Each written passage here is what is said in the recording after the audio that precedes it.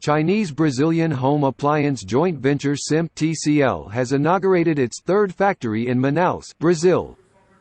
On Wednesday's opening ceremony, Felipe Henel, vice president of SIMP TCL, said that the factory's annual air conditioner manufacturing capacity is expected to reach up to 1 million units. This factory has an annual output capacity of 500,000 units, so 500,000 units in one shift, and capacity can be expanded up to 1 million units if we work in two shifts. Covering more than 34,000 square meters, the factory is expected to create 1,000 jobs for local residents and expand the market share of TCL air conditioners in Brazil.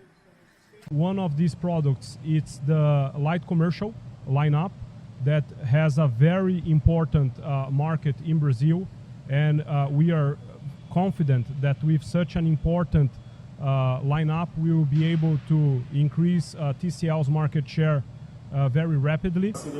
SIMP TCL was jointly established in 2016 by Chinese electronics giant TCL Technology and time-honored Brazilian home appliance manufacturer SIMP.